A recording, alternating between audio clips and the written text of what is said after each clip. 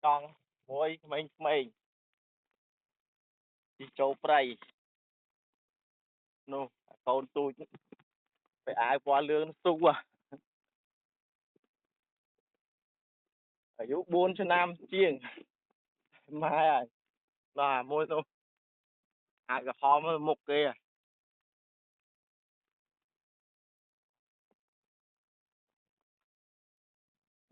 môi mình cho mình ê phải ai cả hòm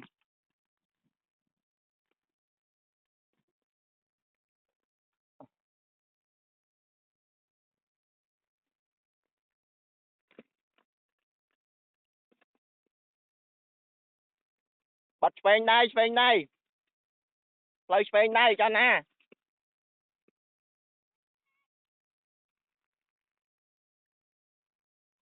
phanh đây bách chụp môi bách chụp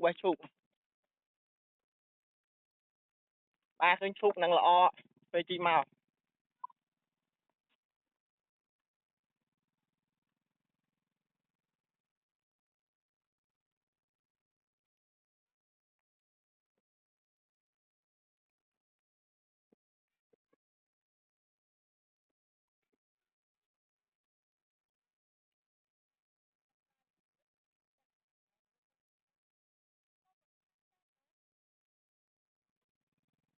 bách chụp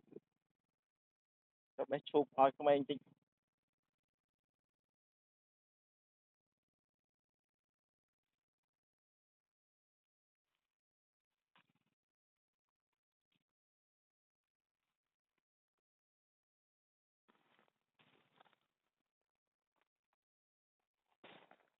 dạ bách chụp ây chà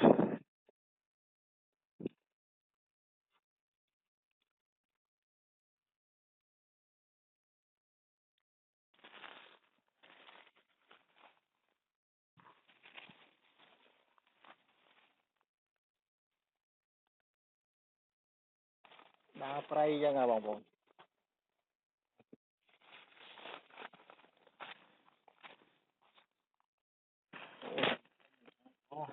không prey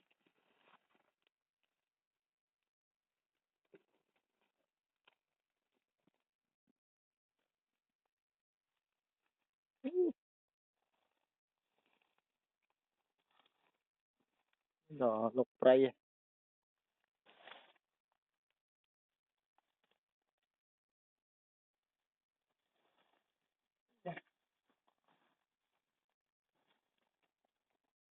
đã phụ về mà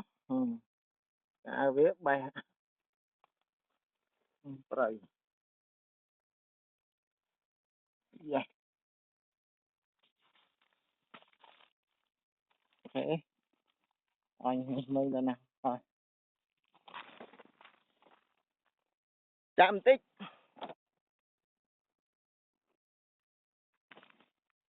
đặt chỗ em chạy ai các mình nha làm dương nước thông lên kì